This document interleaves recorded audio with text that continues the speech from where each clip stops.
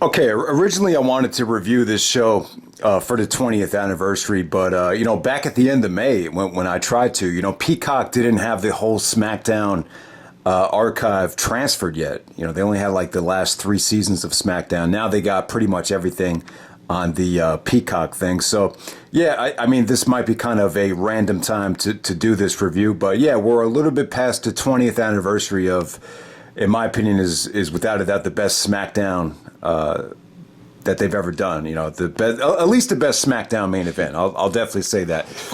So we're in the middle of this whole Benoit Jericho push. To just give you a short recap, Benoit and Jericho win the tag team turmoil at Judgment Day.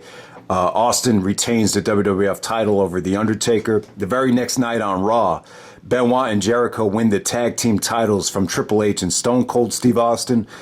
Triple H tears his quad. Austin actually blames them losing the tag team titles on Triple H, saying that Triple H is extremely selfish. So Triple H, I don't really give a rat's ass about you.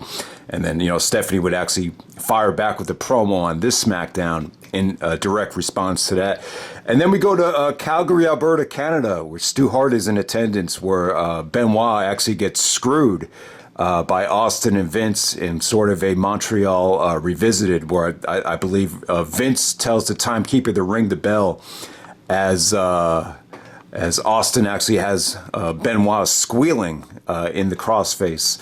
So now we get to SmackDown from Chris Benoit's hometown of Edmonton, Alberta, Canada. Benoit comes out second, actually. Jericho actually comes out first. When Jericho comes out, he's actually mocking Triple H. He's like, you guys can't defend your titles because, Austin needs the tag team partner. And he starts doing the heel kind of rant that he did later on leading up to WrestleMania 18 about how Triple H is crying and squealing and moaning in pain in a hospital bed, and he's going to be out for 6 long months. So the fans don't really know how to react to Jericho kind of mocking Triple H, because it almost feels like the fans are sympathetic and feel bad for Triple H. But, Jericho at this time, the seeds were really planted for either Jericho or Austin to go toe-to-toe with Triple H once he did return. Ultimately, they went with Jericho because of the Walls of Jericho thing, and I think there was pressure to turn Austin babyface. But it's just funny to see Jericho as a babyface really mocking the injured Triple H here. So yeah, Jericho gets huge Y2J chants because they're in Canada. They're not in Jericho's hometown, which is Winnipeg. I think later on that week, they actually did a house show in Winnipeg. But yeah, this is definitely a great SmackDown because you got Jericho going up against Angle, Benoit going up against Austin. You can't ask for much more than that. So Benoit actually comes out to a thunderous ovation in an Edmonton Oilers jersey.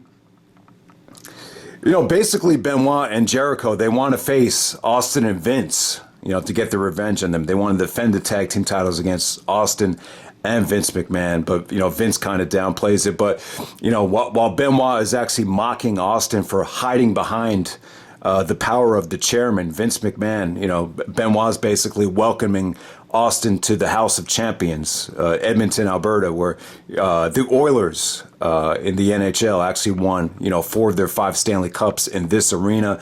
He talks about Mark Messier, he talks about Wayne Gretzky and the Oilers. And yeah, man, I'm not, the only reason why I don't really follow hockey that closely is because it always coincides with the NBA, but I'd love to be a little bit more well-rounded with hockey, but it's just difficult. It's difficult to watch all 4 sports and wrestling at the same time, and especially hockey. But yeah, I got a lot of respect for hockey players. And if you guys didn't know, the Edmonton Oilers were really like a dynasty. Once they came into the NHL, they were very dominant. Gretzky obviously ended up being the greatest hockey player of all time. Messier was kind of right behind with them. Eventually, Gretzky went to the Los Angeles Kings, pressure for the NHL to get Gretzky to that bigger market. And then Messier actually went to New York and won a championship with the Rangers in '94. Gretzky never won a championship again. The closest he got was 1993, where they lost to Montreal in the Stanley Cup Finals. But Yeah, man, the Edmonton Oilers has a huge history, and Benoit really got the fans on his side. Even he didn't really need to do this, but maybe they felt pressure. I don't know if Benoit's a hockey fan or not, but he sold it pretty well. And obviously, we know Jericho is a huge hockey fan, so that stuff worked. And when Austin came out, he's like, "You talk about your sissy hockey players, which I care nothing for," which got a lot of heat. You know, the whole point of this whole show was just so Austin could really finally get some heat. And it really did. It felt like the handcuffs were off Austin here. You know, I definitely think Triple H not being there kind of lifted the burden away from Austin. He just felt really comfortable out there. It seemed natural, and it came off great, I would say. So Vince comes out first, and, you know, Vince is actually taking in a lot of the Benoit chants. He's actually like smiling towards him. But, you know, basically saying that Austin has a well-deserved night off. And then when Austin does come out, place explodes. But Austin's like, "I appreciate you giving me the night off, but I don't want the night off. Because everywhere I go, whether I'm in airports or whatever, everyone's saying, 'Oh, you really didn't beat Benoit. You really didn't beat Benoit, Stone Cold. But I saw you squealing when I had the crossface locked, and I saw you squealing. Oh, yes, I did.'" And so basically, Benoit gets the title shot against Austin. Austin challenges him for the belt. Vince is kind of reluctant. Vince ultimately doesn't think, you know, secretly does not believe that Austin can successfully retain against Benoit, and he's scared that something might go down. He has a bad feeling about it. Even Deborah in the backstage segments, they're really selling the fact that Benoit has Austin's number, so it's just very well done. So ultimately, Benoit gets a title shot in the main event in Edmonton, Alberta, Canada. So you know what? Let's not waste any more time. Let's go right to the main event. You know, Benoit is still selling his injury from I forgot to talk about TLC 3, actually. TLC 3 was actually on SmackDown, where Vince actually made Benoit and Jericho defend the belts against the Dudleys, the Hardys, and Edge and Christian. Ultimately, they came out on top. But Benoit suffered a really bad rib injury after he did the flying headbutt through a table and injured his ribs. So his ribs are all taped up from that spot. And yeah, so Austin comes out. Vince is actually the special enforcer on the ringside. Earl Hebner is actually the main referee here. So yeah, man, it was just definitely great stuff. You know, they got about 23 minutes out there. You know, the fans are really behind Benoit. Austin did some beautiful you know, work on the ribs. There was actually these sequences where Austin would actually just suplex, you know, Benoit into the announce table, and he would actually go hip first, rib first, and Benoit's selling was just incredible. So basically, he hits the edge of the announce table with his hip. I mean, it just looked pretty nasty, but Benoit's a trooper, and he was able to wrestle through it. And yeah, pretty good transitions to the sharpshooter here. So they were playing with the sharpshooter because they were in Calgary, and they did more variations of the sharpshooter here where, you know, Austin would actually put Benoit on the sharpshooter, which looked a lot better than WrestleMania, and then Benoit would counter it into a sharpshooter of his own. And he actually did a different variation of it where he was just putting more pressure on the actual knee by just kind of bending it back. It's hard to explain, but it looked a little bit different than your typical Bret Hart sharpshooter. But, you know, Benoit's version of the sharpshooter, I always thought it came off legit. It didn't look as good as Bret's, but, you know, nobody's ever really did. And, yeah, I have to say, though, Austin as a heel controlling a match, I always just found it very engaging. You know, this is just one of the 5, you know, one-on-one classic matches that he had in 2001. And it's a near 5-star match. You know, the crowd was just incredible here. It definitely, you know, a lot of people feel like Canada definitely has the best crowds for wrestling and for hockey. You know, even some people that don't even like wrestling, they know that the Canadian fans, especially in Montreal or wherever, the crowd is just that much hotter in Canada. And it's a shame that Montreal didn't have full capacity for the Stanley Cup Finals this year, where they lost to you know, Tampa Bay Lightning, who's probably on the verge of a dynasty. But yeah, I mean, really, the thing about this match that really stands out is Benoit doing the 10 straight German suplexes. You know, they were just counting along with them, and you know, there was also sequences where, you know, Benoit was making his comeback, and he was able to superplex Austin off the top rope, and tons of "Let's go Benoit" chants, and ultimately, after the 10 German suplexes, Benoit had Austin locked in the crossface, and Austin's facial expressions with his eyes were just priceless in this match. But ultimately, Vince was on ringside and special enforcer, and ultimately he got involved And as Benoit was preoccupied with, nailing the crap out of Vince, Benoit even threatened Vince before the show even started. Next time you get into this ring with me, I'll beat you to within an inch of your life. And that's what he was doing here. But then Austin actually rolls up Benoit with the schoolboy, and Earl Hebner counts 3, so Austin successfully retains. But yeah, this was good heat for Austin. It made Benoit look like a threat. It definitely made the Benoit Jericho situation going in the King of the Ring very attractive.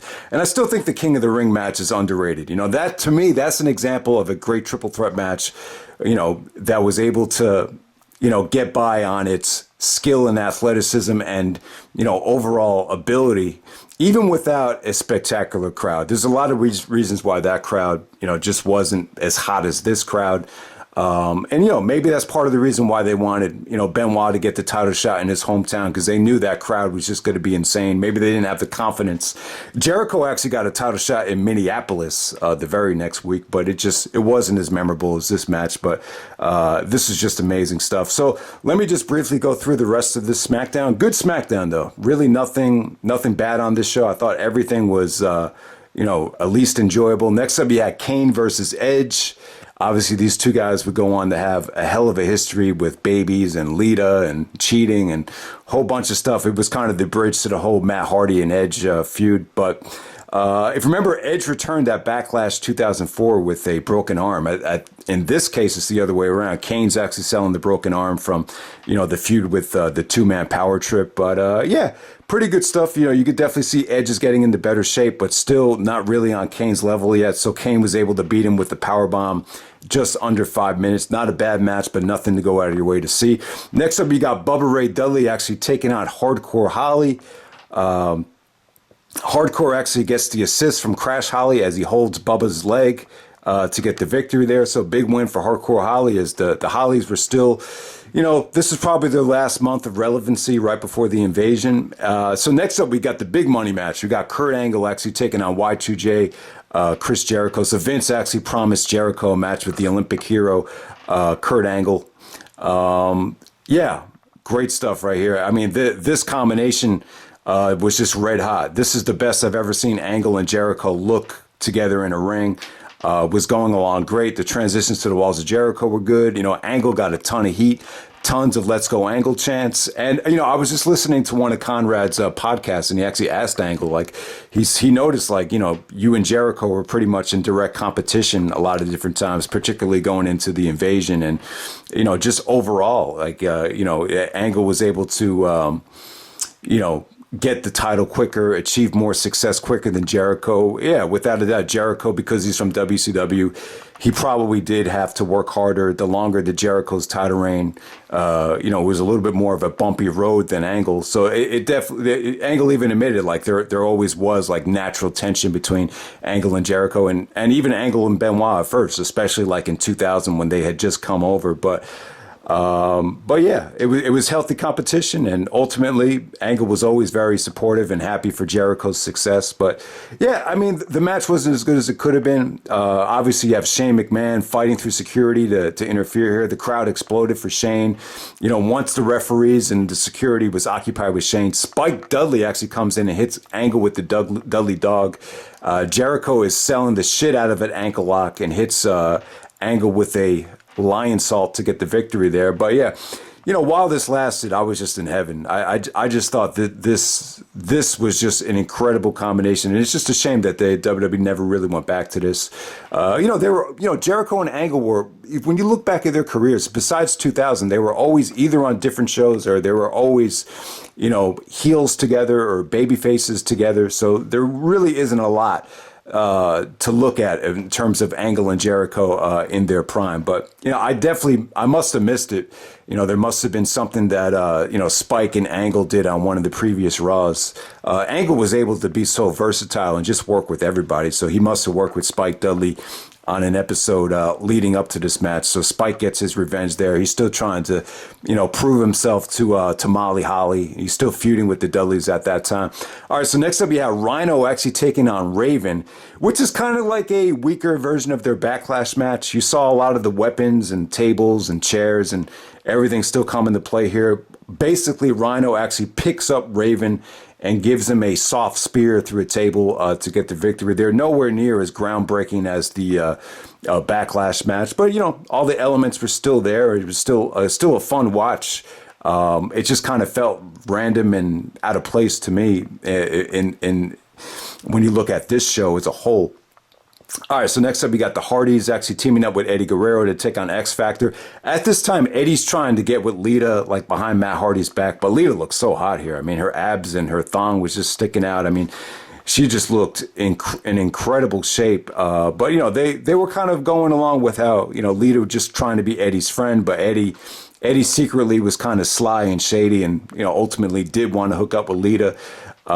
This match against the X Factor here, Albert gets the pinfall. X-Pac got a ton of heat. So big win for the X Factor here after some of their momentum from Judgment Day where they looked dominant in that tag team turmoil match. But yeah, I mean, just one of those 6-man tags that I wish had gotten a little bit more time. He definitely had a lot of fun elements there. So yeah, fun for a while it lasted, but this SmackDown was not about these guys very much at all. It was just about trying to, illustrate how this Eddie and Lita thing was going to play out. But I don't think it really went anywhere at all. I think, this might have been one of the last times you saw Eddie Guerrero, especially going into the summertime. He ended up getting fired in November, but he was not part of the invasion at all. So I believe they actually dropped this angle with Lita. But it definitely had potential, though, because of the whole situation with China. It only made sense that Eddie would go after another woman. All right, so next up, you got the Triple H surgery segment. So they show Triple H, he actually tears his quad in the tag match, and he's getting surgery with Dr. James Andrews in Alabama. So they actually interviewed Dr. Andrews, and pretty intricate stuff. How he talked about how at first when they saw the quadricep, we couldn't see the tear at first, so the quad muscle was still there. So we had to actually dig underneath to actually find the actual tear. So it wasn't an easy surgery to do because of how how much they had to get through to actually see the tear. So I did not know that. I don't know how much you want to look into that in terms of how bad this injury was. But the bottom line was here, Steph and McMahon cut a great promo. So Steph actually cuts a promo in the hospital or whatever it was, the surgical center on Austin, basically ripping apart Austin and saying that Triple H is going to be there and he's going to get his revenge on Austin when he comes back, because Austin called Triple H selfish. And basically said that, he didn't give a rat's ass about Triple H, basically just using Triple H. But the bottom line was, I thought Austin looked a lot more comfortable now that Triple H was gone. Maybe Austin was a little bit intimidated by Triple H because Triple H had been in such a rhythm as a heel. Maybe that was in the way. But just the way Austin was talking to Vince, it just felt like a burden was lifted off of his shoulder. Even when he came out with the title, and as soon as he came out, he gives Vince the title and he tells him, don't drop it. And this is his boss. This is the guy that decides his fate. And it just came off very natural. And so if you want to look to when Austin really, started hitting his stride as a heel, I would definitely say, Triple H leaving actually, helped it to a degree. But I understand that there was a little bit of fear in terms of the way people were going to receive Austin at first. Maybe he wasn't going to get the heat that he wanted. And, Triple H would only help that. I think that was the mindset. And, when you hear things about the invasion, things were changing so much. And, and it's hard not to believe that, when you watch a show like this, you could definitely tell that, Triple H was probably going to be the top babyface for the WWF during the whole invasion storyline. All right, and so that's pretty much it, guys. I talked about Benoit and Austin. I think it's an incredible main event. I think this is the best SmackDown match of all time. I think it's underrated too. I think when you look back at Austin's year of 2001, it always seems like people always bring up the Triple H match, and the match with The Rock at WrestleMania, even Kurt Angle's match from SummerSlam. I actually think the Angle match from SummerSlam is actually a better match than this, just because there's no commercial breaks and it is on pay-per-view. It is SummerSlam.